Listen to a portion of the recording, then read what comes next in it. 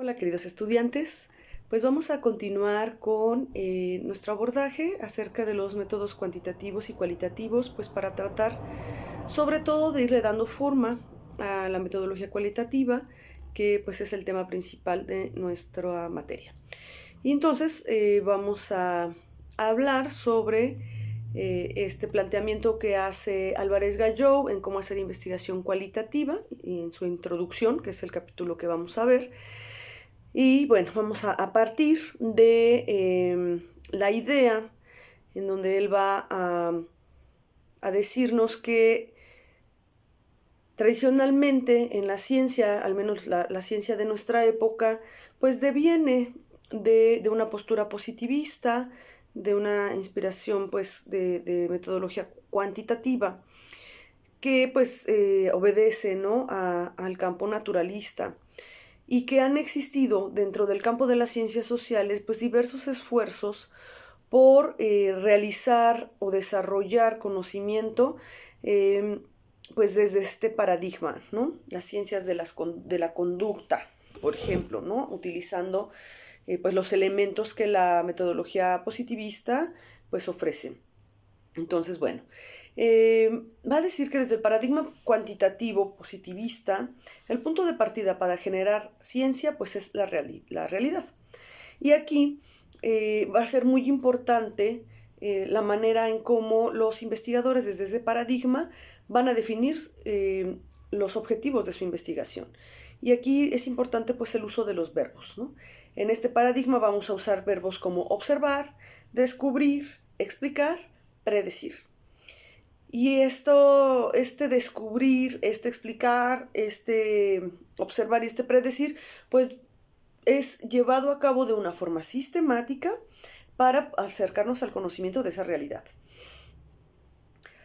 La manera en cómo se va a analizar los datos de esa realidad a conocer tiene que ser traducido en términos cuantificables.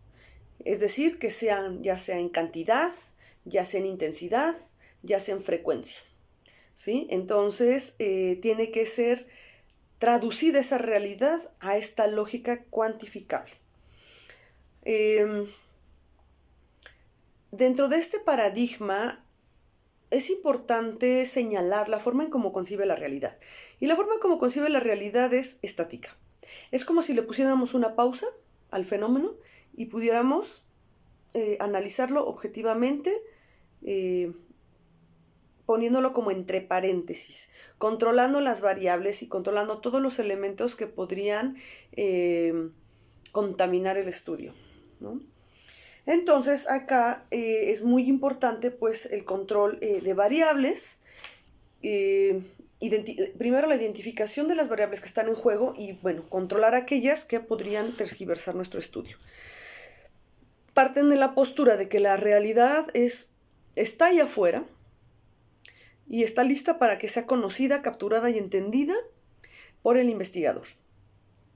Y entonces, de ahí o desde esta forma y desde estos objetivos de la ciencia, se define lo que se va a entender como método científico. Y el método científico, desde esta postura, se va a definir como una suma de principios teóricos, reglas de conducta y operaciones mentales y manuales que se usan para generar nuevos conocimientos científicos. Entonces, es una actividad regulada, es una actividad sistemática en que va siguiendo el investigador para que ese conocimiento sea válido, sea confiable. Después, Álvarez Gallou nos invita a hacer un pequeño recorrido de las diferentes formas que en la historia de la humanidad, formas o estilos se han tenido para generar la ciencia. El primer método que nos va a presentar es el inductivo-deductivo. Aquí nosotros podemos ubicar a muchísimos empiristas en este método. Y bueno, en el método inductivo-deductivo, el investigador va a partir de observaciones particulares, a partir de las cuales va a conocer para poder elaborar formulaciones generales. Es decir, yo estudio este espécimen, pero lo que yo encuentro en él lo puedo llevar a generalizar para otros. Entonces, el método inductivo-deductivo va a partir de lo particular a lo general. Después tenemos el método a priori deductivo. Aquí vamos a ubicar a los idealistas, porque generalmente este método a priori deductivo tiene que ver con cuestiones que el sujeto o el investigador sabe, intelecciones que realiza a partir de su racionalidad, de cosas que puede observar en la realidad, pero que el investigador racionaliza, genera toda una idea a partir de su inteligencia de estos fenómenos generales, y a partir de ello poderlo llevar hacia lo particular, poder explicar los elementos de un sujeto. Y entonces es tanto como decir, bueno, yo observo que la mexicanidad es esto, y por lo tanto a partir de tales y cuales características de lo que llamo mexicanidad, entonces aquí, ahora que tengo aquí un mexicano, puedo dar cuenta de por qué ese mexicano es así, ¿sí? Entonces va de lo general a lo particular. Después tenemos el método hipotético deductivo, que este es con el que generalmente estamos más relacionados o relacionadas. Es este método en el cual lo que cabe señalar importante es que hay una diferencia del método hipotético deductivo con los dos anteriores, porque los dos anteriores parten de cuestiones de la realidad, y el hipotético deductivo parte desde la teoría, desde el conocimiento, desde los estudios que van a sostener y anteceder la mirada del investigador, el cual va a formular una hipótesis y después va a ir a la realidad para comprobar su hipótesis, ¿sí? Entonces, este método hipotético deductivo surge, ¿no?, de la intelección, de la intuición del investigador, que va a postular estas hipótesis que no sabe si va a poder comprobar o no cuando tenga el acercamiento a la realidad. Y entonces lo que se persigue con este método pues es la verificación, ¿no?, la verificación objetiva de la hipótesis. Y digo, es con el que más estamos relacionados porque generalmente en el método científico que nos han enseñado siempre está la formulación de la hipótesis, ¿no? Y tiene que estar bien elaborada y bien sostenida.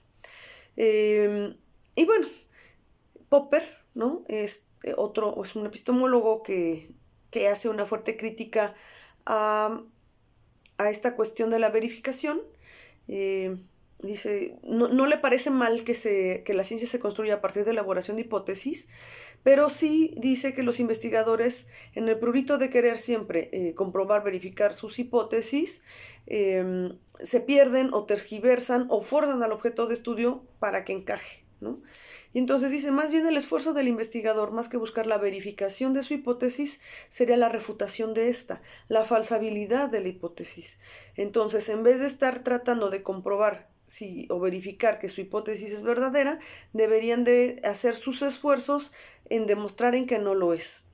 Y si por más esfuerzos que hacen en demostrar que no lo es, que es falsa, o rechazar la hipótesis, y no lo logran, entonces podríamos decir que hasta el momento podemos aceptarlo como una hipótesis verdadera, hasta que no sea refutada por alguien más, ¿no? Y bueno, la cuarta postura es que no hay método. Y aquí dentro de este planteamiento en donde no hay método encontramos dos posturas. La primera es la de Feyerabend, en donde nos dice que realmente en la historia de la ciencia nunca ha habido un método. La diversidad de pensadores y de científicos se las han ingeniado para conocer la realidad o generar conocimiento verdadero de forma particular. Que realmente el camino que han seguido en sus investigaciones los diversos autores es particular. Realmente es una ilusión esta cuestión de que ha habido un método en la ciencia, dice Feyerabend. En la otra postura, de donde no hay método, estos autores lo que plantean es que sí hubo método en el pasado, que sí hay un método tradicional en la ciencia, pero que este ha sido rebasado, que ya no opera para poder hacer ciencia en esta generalidad y en esta diversidad de objetos de estudio y de ciencias con las que hoy en día contamos. Y que más bien lo que tenemos es una gran variedad de métodos y formas de acercarnos a conocer esa realidad de manera científica, ¿no? Y bueno, lo importante es lo que nos combina Herbert Birchman respecto al estilo y formas o los paradigmas que se tomen para realizar el desarrollo de la ciencia. Y la premisa o lo que él conmina a la comunidad científica es a no deformar, respetar la naturaleza de las realidades que se estudian, no desvirtuarlas por querer que encajen en nuestra forma de pensar o que encajen en la forma de pensar del investigador. Entonces, es una buena combinación que hace este autor respecto a las formas de hacer ciencia. Es decir, no importa el camino, la forma, mientras se respete y no se deforme o se desvirtúe la realidad que se está estudiando. Bueno, dentro del paradigma cuantitativo hay 3 conceptos base que es importante que enunciemos.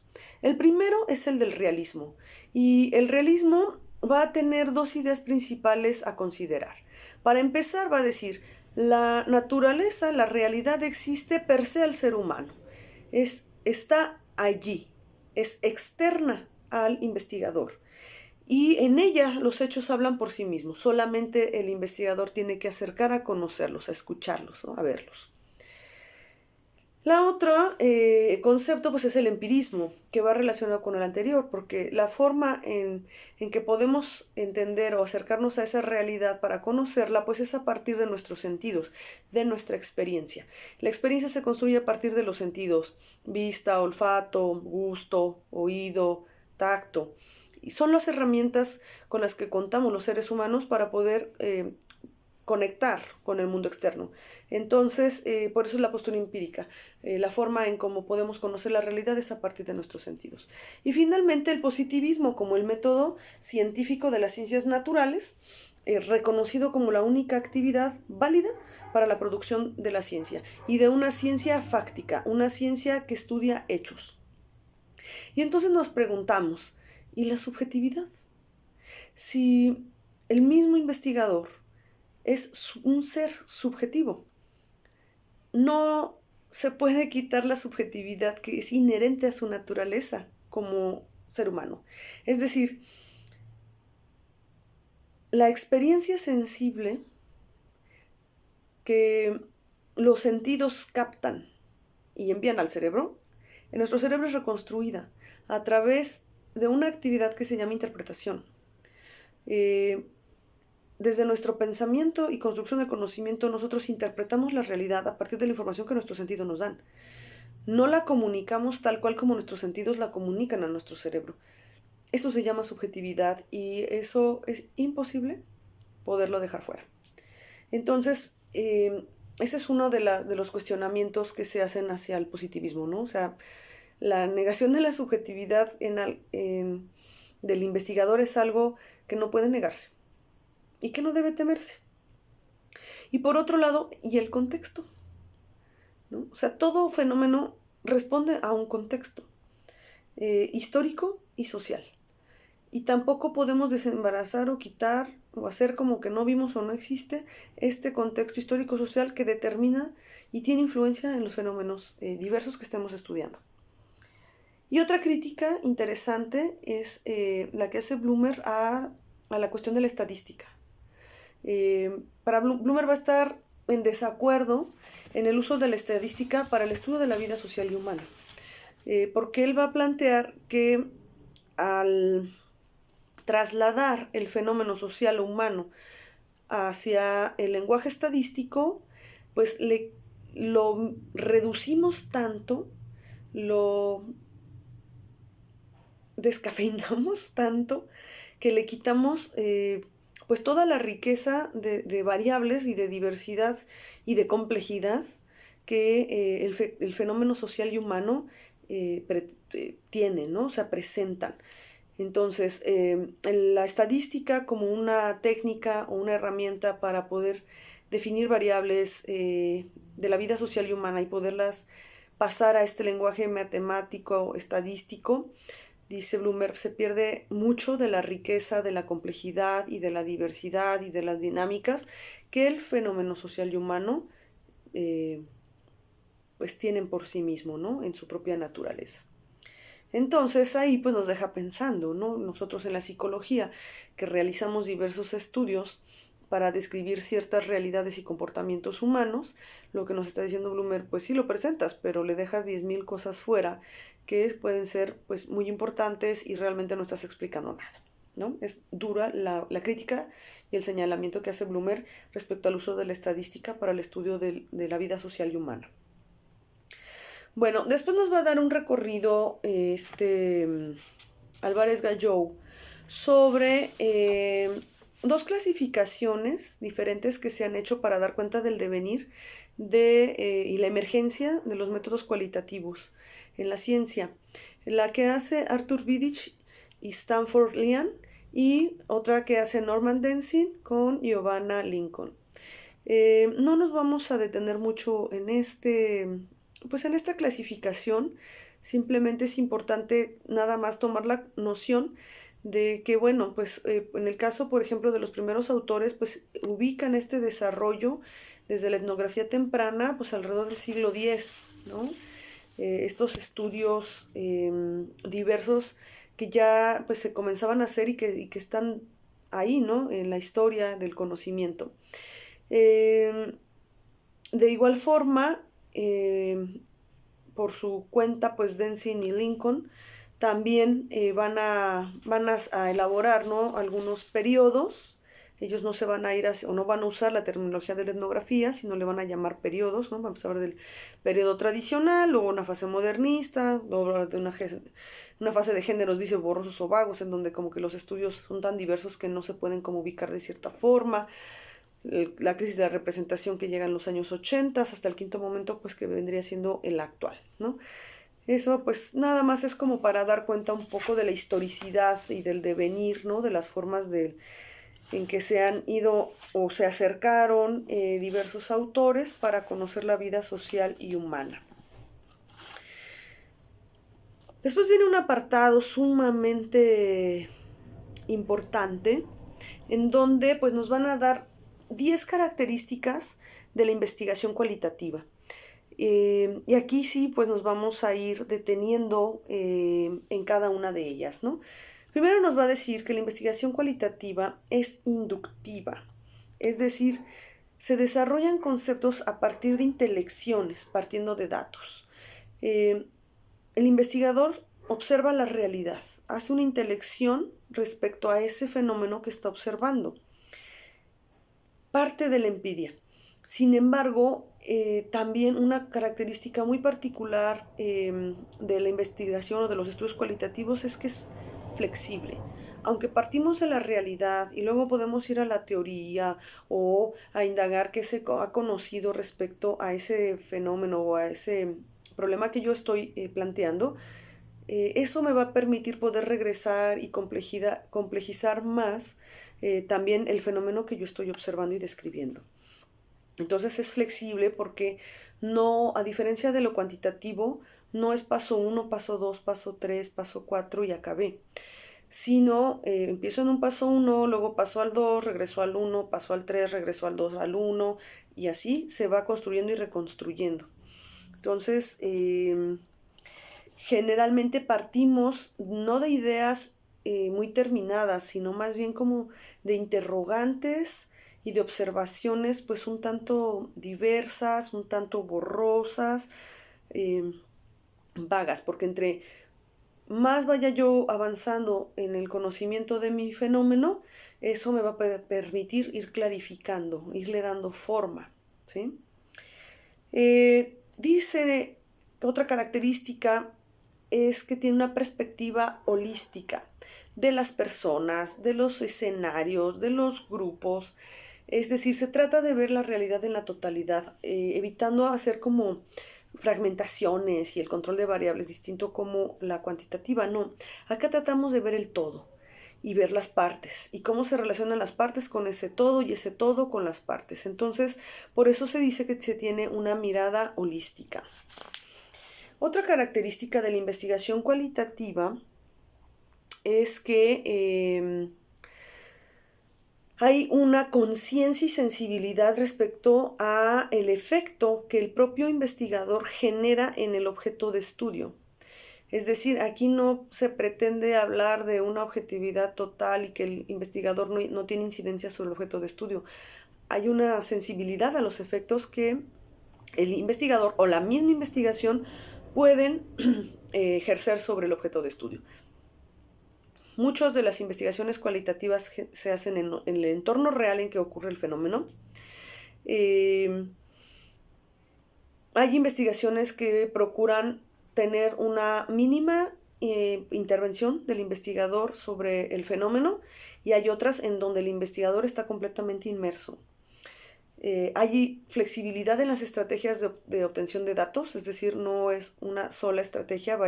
Generalmente se pueden plantear diversas estrategias para poder obtener datos, esto buscando mantener pues esta mirada holística y diversa, ¿no? Para no ser reduccionista o tan reduccionista al objeto de estudio. Generalmente pues se investiga o se procura que el investigador esté presente en el momento en que se presenta la interacción social del fenómeno que está investigando. Por eso no es en un laboratorio ni es generalmente en un espacio pues tan controlado, ¿no? Y bueno, se construyen y reconstruyen a lo largo del proceso de investigación, que era pues lo que hace un momento igual les comentaba. Ahora, otra característica del método cualitativo es que generalmente el investigador se va a esforzar por comprender a su sujeto o a la vida social que está indagando en referencia al contexto de ellas mismas, no la del investigador, sino del objeto de estudio, tratando de ser empático, de entender la realidad y retratar esa realidad o describir esa realidad, capturarla lo más cercano posible a la forma en como la otra persona la está experimentando. Que sea la propia otra persona la que diga o dé cuenta de esa realidad experimentada y el investigador va a tratar de mostrar esa realidad así tal cual, sin modificarla, sin cambiarla. Pero claro, puede hacer interpretaciones o llegar a ciertas deducciones a partir del dicho de lo que sus sujetos con los que estuvo trabajando le presenten, ¿no? Bueno, para lograr hacer una captura muy cercana respetando la naturaleza inicial y real de la vida social o humana que está mostrando, va a implicar como quinta característica que el investigador ponga entre paréntesis y en suspenso sus propias creencias, sus propias ideas, sus propias preconcepciones, su propia perspectiva. La que interesa es la del sujeto con el que se está trabajando la investigación, no la del investigador. Entonces va a tratar de contener y hay formas y hay distintos métodos que dan ciertas sugerencias para ayudar al investigador para tratar de contener y como encapsular, ¿no? Estos prejuicios, perspectivas, creencias que pueda tener para que no sean las que ponga en su investigación, sino darle la voz, la palabra y la vida a la de su sujeto de investigación. Para la metodología cualitativa todas las perspectivas son valiosas. La realidad a veces, por ejemplo, si estamos en una comunidad, pues vamos a encontrar una gran diversidad de pensamientos y algunos de ellos incluso hasta contradictorios entre ellos, opuestos. Esa es la riqueza. No se hace una clasificación de la opinión o de la postura o de la creencia o de la perspectiva de las otras personas. Todas las perspectivas son valiosas y por lo tanto se deben mostrar y respetar. Los métodos cualitativos son humanistas. ¿Y a qué se refiere esto? Bueno, el factor humano es delicado y entonces el investigador debe de ser respetuoso de la diversidad que sus sujetos le estén mostrando, ¿no? Y entonces hay un acercamiento muy muy cercano, muy penetrado, ¿no? Con los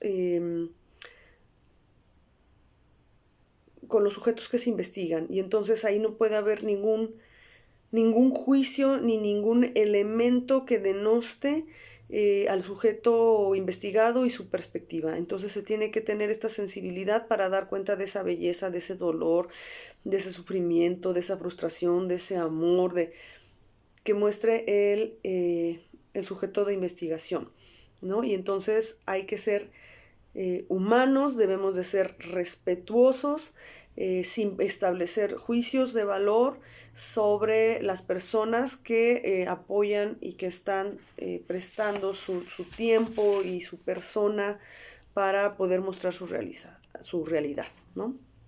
Entonces, bueno, ahí no pueden haber cortes y no puede haber juicios, ¿no? El investigador cualitativo, todos los escenarios y todas las personas son dignas de estudio.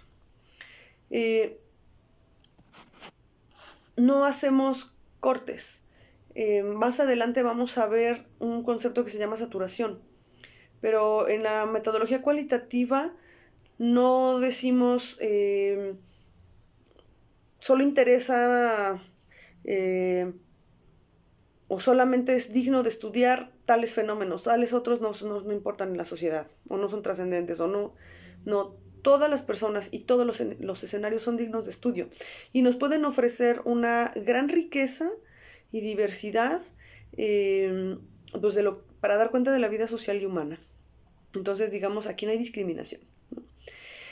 Y bueno, la investigación cualitativa es un arte. Es un arte y el artista es el investigador. El trabajo es artesanal, es manual, es la naturaleza se le va imponiendo al investigador y le va obligando a ir por ciertas formas y veredas de cómo conocer a esa realidad. El investigador no puede imponer un método a la realidad se debe imponer al método, ¿de acuerdo? Entonces, estas son las 10 características de la investigación cualitativa que la caracteriza y que de alguna forma creo que vamos dando cuenta de pues las diferencias, ¿no?, que se va teniendo con el paradigma cuantitativo.